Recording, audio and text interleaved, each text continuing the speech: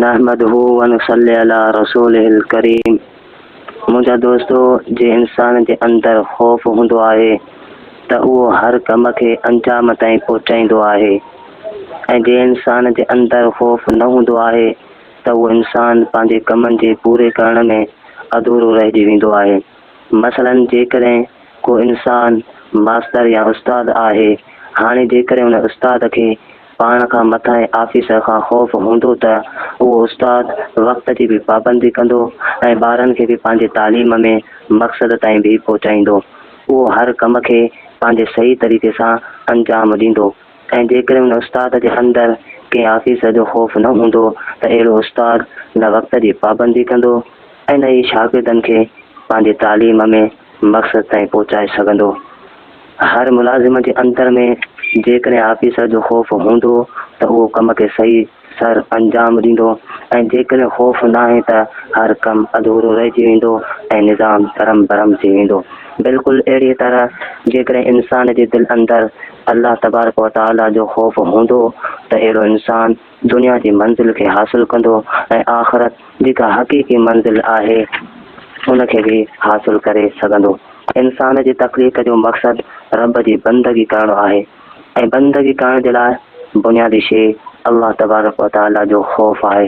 जीअं क़ुर शरीफ़ में ज़िक्र कयल आहे, सयज़्ज़कर मन यख़्शा, अन क़रीब नसीहत वठंदो उहो शख़्स जेको ख़ौफ़ रखे थो।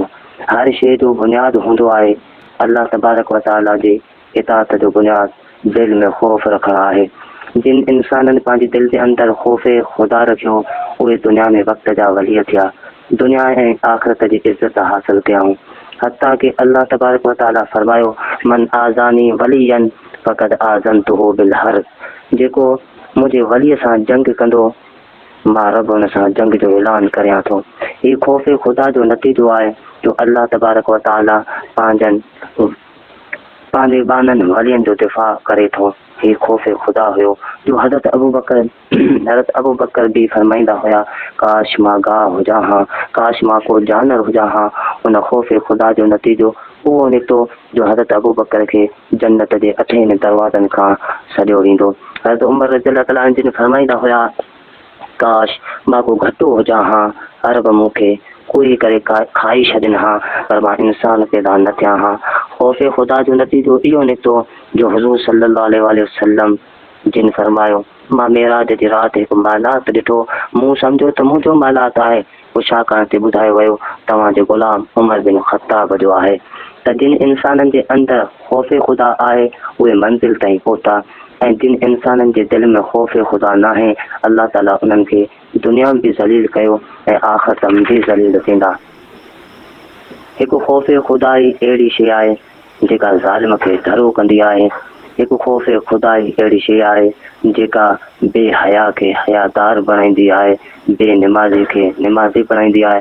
हिकु ख़ौफ़े ख़ुदा ई अहिड़ी शइ आहे जेका माउ पीउ जे नाफ़रमान खे फ़रमाबरदार बणाईंदी आहे।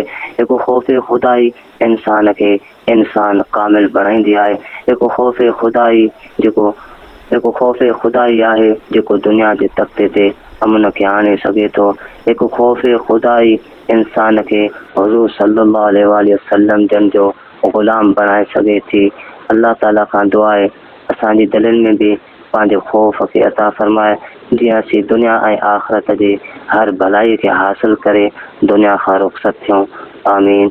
वमा अलैना इल्लल बलाग।